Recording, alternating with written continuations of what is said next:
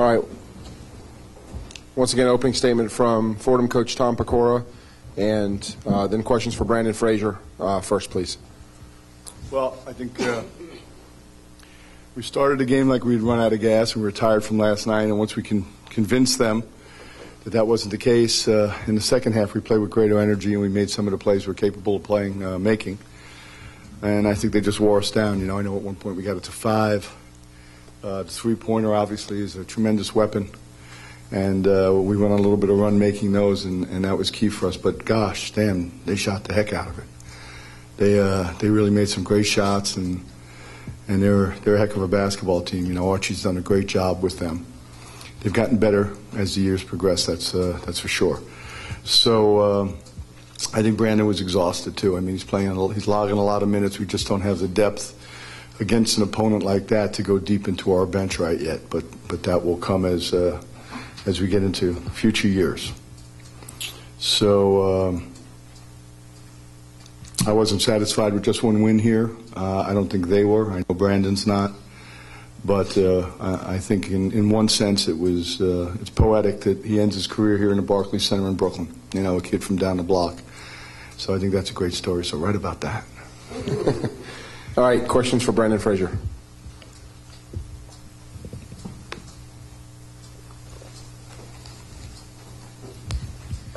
Brandon, you start your high school career, Bishop Laughlin. Now you end your career in Brooklyn. Just talk about the 30-point performance and what it's like to, you know, go out in your hometown.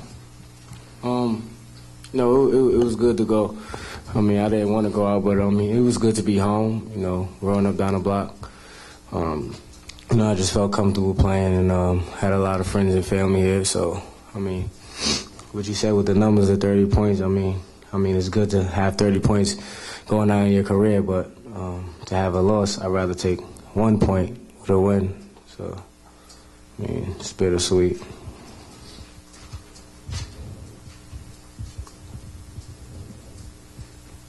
When Coach took you out with a few seconds left and everyone gave you hugs and everything, how much does that mean to you coming off the court like that, because the Fordham family loves you especially? It meant a lot. I know Coach wanted us to do that. He said in the huddle before, and you know, I have a group of guys on our team that, you know, that love each other, and those are like my brothers. So to go out, to have everyone stand up for me and clap, even people who weren't Fordham fans, it meant a lot to me. And just to go down and hug every single person that I went to battle with every game, you know, is special.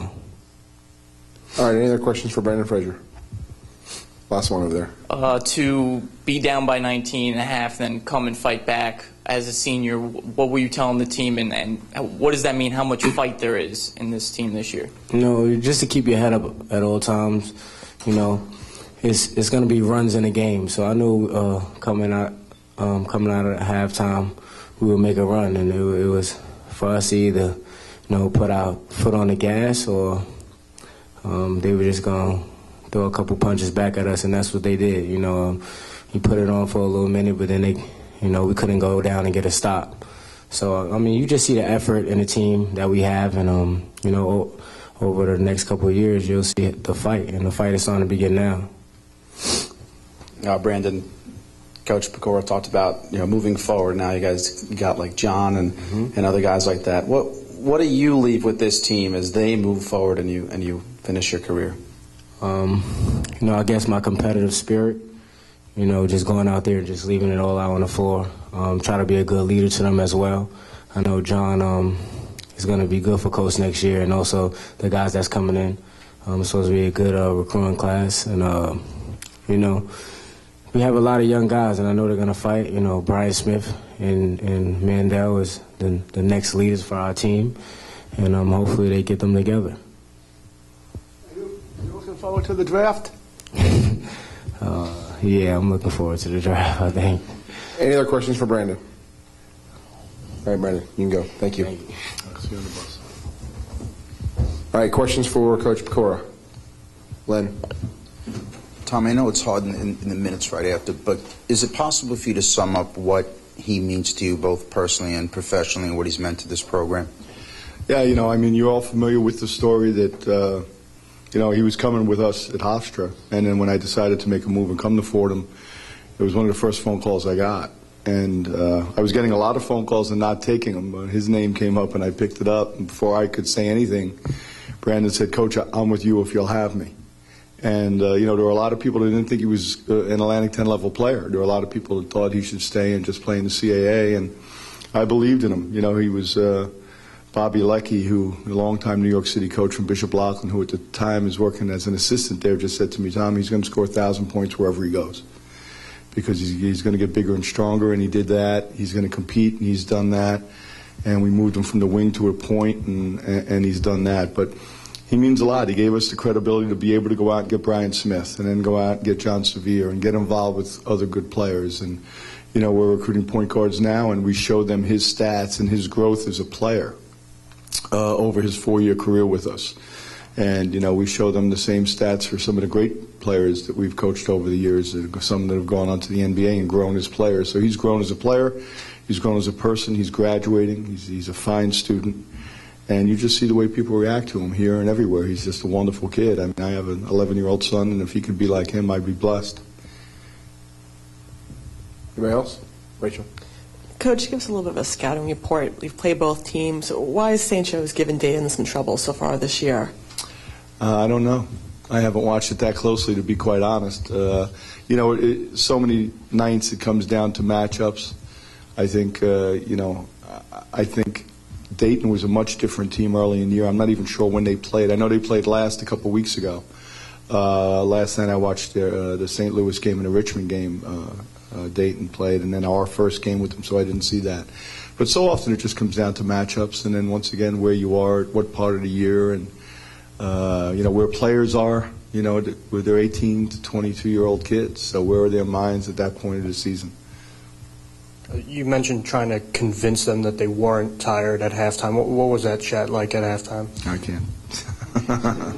I wasn't over the top. I didn't even yell, to be quite honest. I just said, look, I told them at pregame this morning, I said, look, we got it all set up at LIU. After we win today, we're going for ice baths.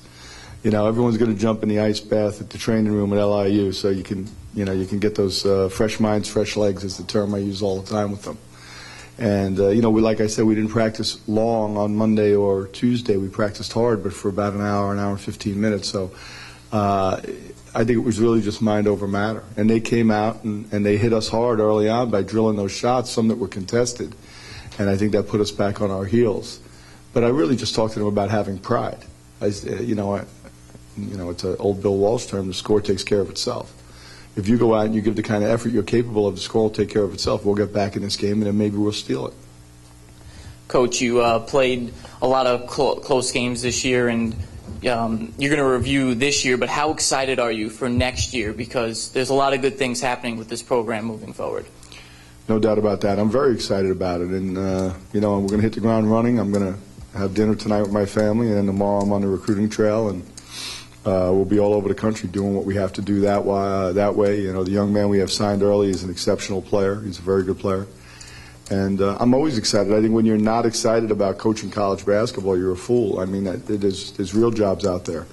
And I'm blessed. Young guys come in and they say they want to coach, and I say, guys, don't just see game night. You have to see, the 70, 80-hour weeks. You have to see the traveling. You have to see driving at night, coming home, not seeing your family.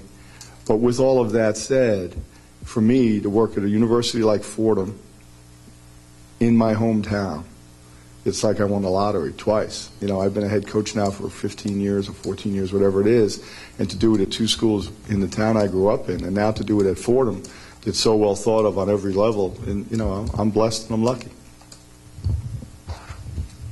I guess following up on that a little bit, I mean, considering how hard you guys played down the stretch of the season in games that got away a possession here, a possession there, and the way they didn't quit, obviously, in this game, I mean, is there a tangible value to that in the offseason when you're trying to build and you're trying to get this program going in the direction you want it to be in? Is there value to that? Yeah, I mean, people, especially friends and people you run into, and they'll always say, what's the most important skill a basketball player can have? Is it shooting the ball? Is it rebounding, defending, passing? It's competing. It's having the ability to compete, and that is a skill. And it's a skill that we really worked on with a number of the guys on this team to try to elevate their competitive nature, their ability to play hard every possession. So, yeah, I truly believe it's something we can build off. And you know, early in the year I was saying we call our mistakes experience, because, you know, they've gone through the gauntlet of the A-10 now. And this is such a good league. This league has gotten better every year I've been in it at Fordham. And, you know, next year, I don't think you can ever underestimate how good this league is going to be. And we have to build off our ability to do that and how to play. And I think that's one of the reasons why teams in this conference can go into the postseason and have great runs, because they played through the gauntlet. It's not a league where, you know, there's 3 or 4 cupcakes. I mean, the teams at the bottom of the league are taking the teams at the top of the league to last possessions, to overtime games. So it's a heck of a basketball league. And I think that if you don't compete, good leagues eat their young. And we're still young. But next year we won't be quite as young. And we're moving in the direction of becoming a good program in this league. And that's what our goal was when we walked on campus 4 years ago. That might be the best quote of the tournament so far. Which one? Good leagues eat their young. Yeah. If you're old. If you have an old team, it's a good quote. Any other questions for Coach Pecora? Thank you all very much. We appreciate everything.